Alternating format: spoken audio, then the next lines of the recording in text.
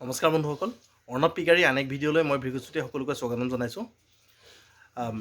আমাৰ আজি বিশেষ এটা কাৰণত মই ভিডিঅ'টি বনাবলৈ লৈছোঁ যে আমাৰ ফাৰ্মাৰসকলে প্ৰায় এটা সমস্যাৰ সন্মুখীন হয়।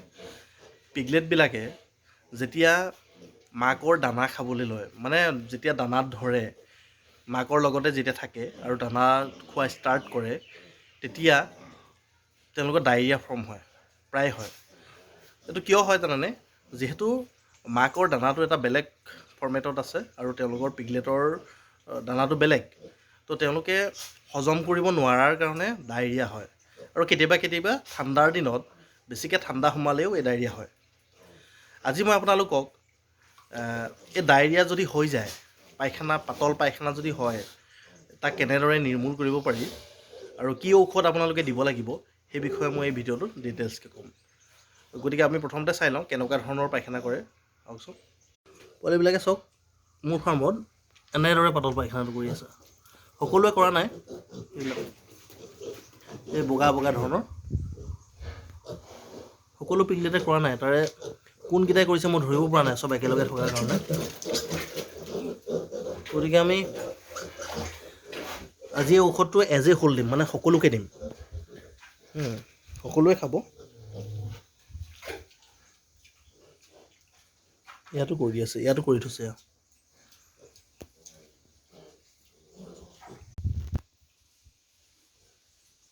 আৰু এটা কথা কি হয় যে গাহৰি পোৱালিয়ে হওক বা ডাঙৰ গাহৰিয়ে হওক, এদিন বা দুদিন যদি ডায়েৰিয়াত পৰি যায়, তেতিয়াহ'লে তেওঁলোকৰ বহুতো ৱেইট লষ্ট হয় আৰু স্বাস্থ্যটো বেয়া হৈ যায়। দুদিনমান যদি ডায়েৰিয়া হৈ যায়, স্বাস্থ্যটো যথেষ্ট বেয়া হৈ যায়।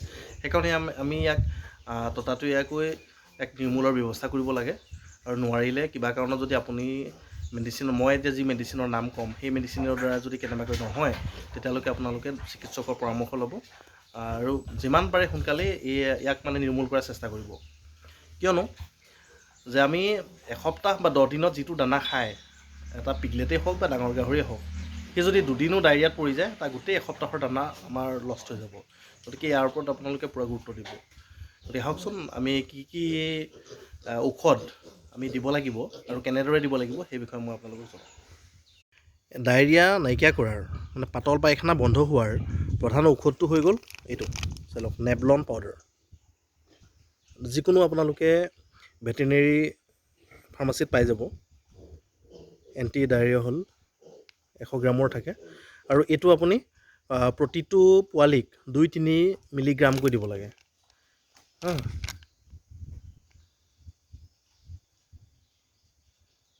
চৰি, 2-3 গ্ৰাম, মিলিগ্ৰাম নহয় দেই, 2-3 গ্ৰামকৈ দিব লাগিব আপুনি প্ৰতিটো পোৱালিক। দেখিলে, নেবলন পাউডাৰ নোট কৰি ৰাখিব। আৰু এটা হৈ গ'ল এইটো টেবলেট, এইটো দেখিছেনে, চিফ্লক টিজেড টেবলেট, চিফ্লক টিজেড টেবলেট। এই টেবলেটটো প্ৰতিটো পোৱালিক এফালকৈ দিব লাগে, ভাঙি দিব লাগে। আৰু এই দৰৱকেইটা আমি দানাৰ লগত দিব লাগিব। এইটো হ'ল আকৌ আপোনাৰ ষ্টাৰ্টাৰ দানা অলপ দিলোঁ, বহুত নিদিব, যিহেতু নাখাব পাৰে ন দানাটো। ডায়েৰিয়া হৈ আছে, এনেই দুৰ্বল হৈ আছে। তাৰপিছত এই পাউডাৰটো মিক্স কৰিম আমি। ভিডিঅ'টো মই অকলে বনাই থকাৰ কাৰণে অকণমান অসুবিধা হৈছে ঢালি থকা দেখাই দিবলৈ। এইটো পাউডাৰটো দিলোঁ। আৰু ইয়াৰ লগত আমি কি কৰিম, এইটো মিক্স কৰি দিম। যিহেতু পিগলেটবিলাক মাকৰ লগতে আছে, আমি উইন কৰা নাই, আৰু ইহঁতৰ বয়স 21 দিনৰ পৰা আমি উইন কৰোঁ, 21 দিনৰ পৰা 25 দিনৰ ভিতৰত। আৰু ইহঁতে কি হয়, পূৰা ষ্টাৰ্টাৰ দানা খাব পৰা এতিয়ালৈকে হোৱা নাই। প্ৰি ষ্টাৰ্টাৰ দানা খাব পাৰিব, কিন্তু মোৰ ওচৰত বৰ্তমান প্ৰি ষ্টাৰ্টাৰটো নাই। সেইকাৰণে আমি কি কৰিছোঁ, ষ্টাৰ্টাৰ দানাৰ লগত ইয়াৰ আধা পেকেট মিক্স কৰি দিম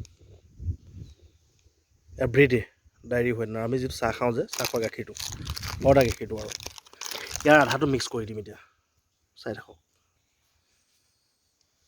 এই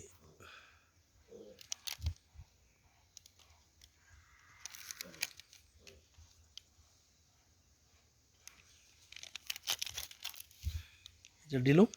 এতিয়া গোটেইকেইটা মিক্স কৰি পিনে পোৱালিক দি দিম।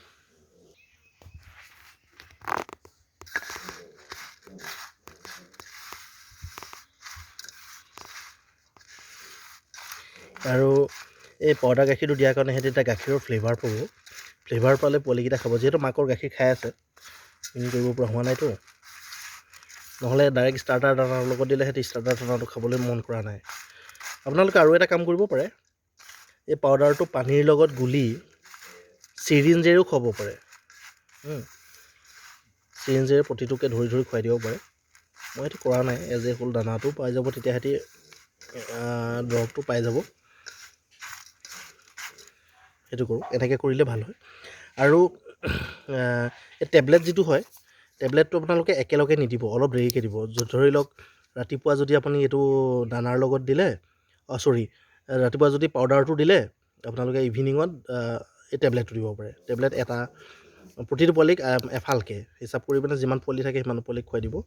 তো তেনেকৈ কৰিলে আপোনালোকে 2 দিন যদি খুৱাই দিয়ে ডায়েৰিয়া এদিনতে ভাল হৈ যায়, কিন্তু 2 দিন দিলে আৰু ডায়েৰিয়া নহয়। আৰু যদি ইয়াৰ উপৰিও যদি ডায়েৰিয়াটো থাকি গ'লে আপোনালোকে যদি ভাল নহয়, 2-3 দিন খোৱাৰ পিছতো যদি ভাল নহয়, তেতিয়াহ'লে আপোনালোকে ডক্তৰৰ পৰামৰ্শ ল'ব, কাৰণ বেলেগ ইনফেকশ্যনৰ কাৰণেও হ'ব পাৰে। বহুত কাৰণ থাকে, কিন্তু আমি এতিয়ালৈকে আমাৰ ইয়াত যিমানবিলাক তেনেকুৱা হৈছে যে আমি এইটো খুৱাই আমি ভাল ফল পাইছোঁ। আগতে আমি এনেকুৱা লিকুইডো ইউজ কৰিছিলোঁ পাউডাৰ গাখীৰৰ। ঠিক আছে, ঠিক আছে। ভিডিঅ'টি চাগে আপোনালোকৰ চাই ভাল লাগিলে। যদি ভাল লাগিছে আৰু অলপ হ'লেও যদি উপকাৰ হৈছে বুলি ভাবিছে, তেতিয়াহ'লে মোৰ এই চেনেলটো ছাবস্ক্ৰাইব কৰি দিব, আৰু আগলৈকে এনেবিলাক ভিডিঅ'বিলাক পাই থাকিবৰ কাৰণে কাষত থকা বেল আইকনটো প্ৰেছ কৰিব। ধন্যবাদ।